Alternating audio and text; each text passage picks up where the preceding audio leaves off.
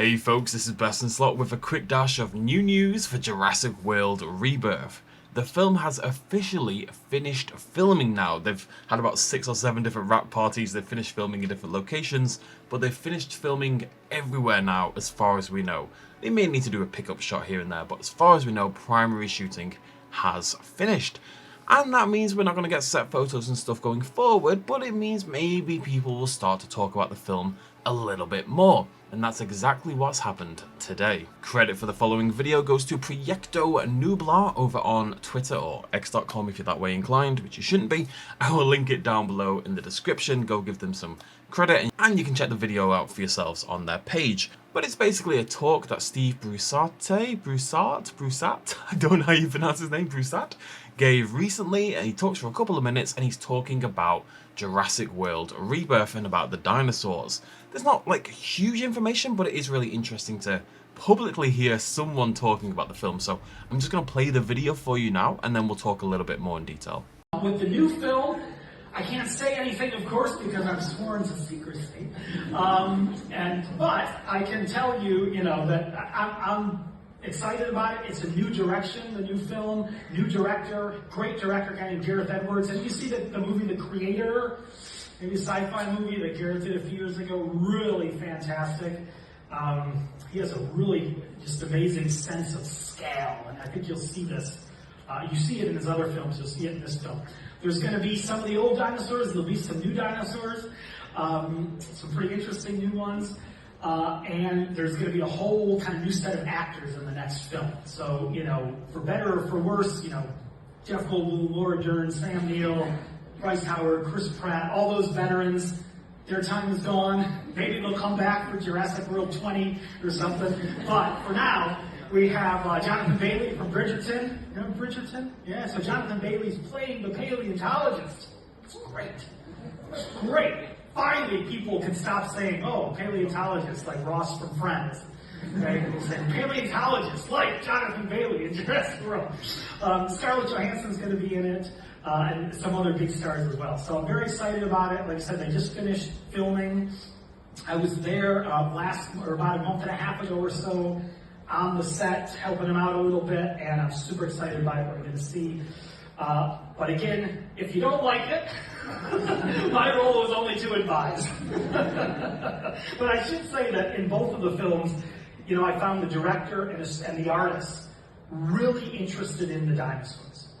Even though maybe those dinosaurs that appear on the screen aren't perfect, 100% accurate, dinosaurs, they're movie monsters. Of course, there's going to be some art in there, but the people behind the films really, truly did want to know a lot about dinosaurs. And they do know a lot about dinosaurs, and they put in a lot of effort to learn about the real dinosaurs. So that is something that I respect greatly.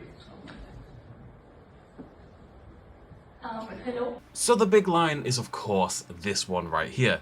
There's gonna be some old dinosaurs, there'll be some new dinosaurs, so that is our first. I mean, look, it's pretty obviously going to be the case, but it's always nice to have this official confirmation that are going to be new dinosaurs in the film. Some pretty interesting new ones at that, though. A little bit of hype building there. Some pretty interesting new dinosaurs.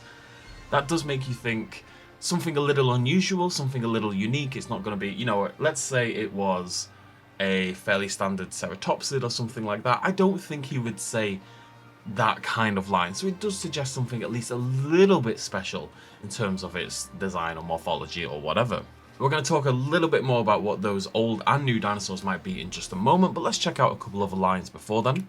If you don't like it, my only role was to advise. A little tongue-in-cheek, he is the paleontological advisor for Jurassic World Rebirth. He was also working on Jurassic World Dominion, etc. My one hope is that we don't end up in another situation where silly things happen, like the eye placement of the Pyroraptor is in the wrong spot. That feels unnecessary to me. It doesn't add to the design, it just takes away from it. So, and then finally, even though maybe those dinosaurs that appear on screen aren't 100% perfect dinosaurs, they're movie monsters. People have freaked out a little bit about this line, panicking a little bit, but it makes sense. We don't expect paleo-accurate designs in the films, and I don't think this film is going to be any different. I think if it can hit Jurassic World Dominion, levels of accuracy and design work, you know, things like the Therizinosaurus, etc., I think most people would be pretty happy with that. The series is at the very least trending towards realism and away from movie monsters, you know. But let's go back to that previous line. There's going to be some old dinosaurs, there's going to be some new dinosaurs, and let's just talk about that to close out the video. I don't want to take up too much of your time, and I'm not going to pretend this is like revelatory news or anything like that, but I think it's an interesting sort of topic to discuss. Because we know there's at least one returning dinosaur, right? We saw this quite a long time ago. This is actually one of the first photos we ever got from the set, and it's the Parasaurolophus. Now, it's interesting that it is the Dominion-style Parasaurolophus, and we'll talk about that in just a moment as well, but we know there's at least one returning dinosaur, and it's the Parasaurolophus. There's a lot of assumptions going on, or there's a lot of evidence to suggest that maybe we're returning to Isla Sorna, the setting of The Lost World, and Jurassic Park 3. Now, we don't know that for sure, but I would be very surprised if we're returning to Isla Nublar.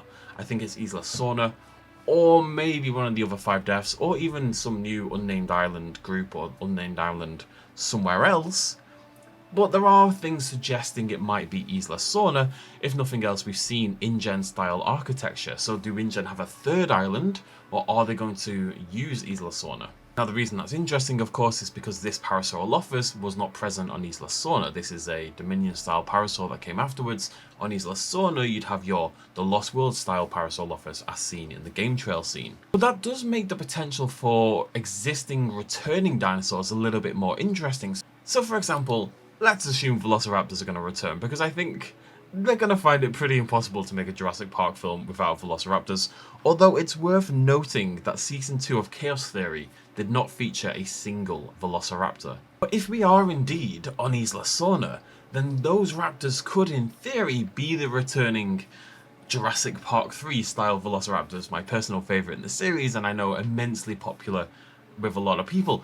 And it's worth noting, as we've done these videos on this film, the film is definitely going for this kind of primal, back to basics kind of approach. You know, we're in the middle of this dense forest, we've got these old ruins and stuff going on. The Jurassic Park 3 raptors, tonally, aesthetically, they really fit that.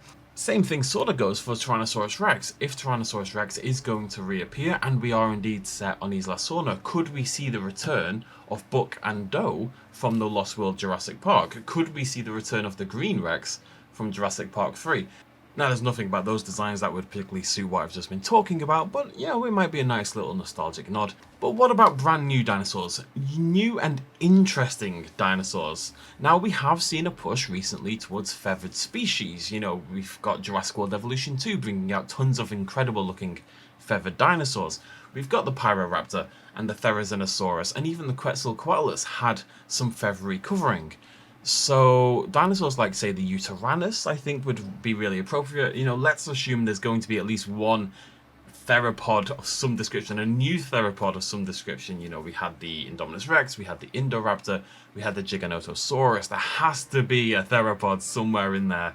Now, my personal guess was something a little smaller than this, was actually the Utahraptor, and it might be just because I deeply love Frontier's design for the Utahraptor.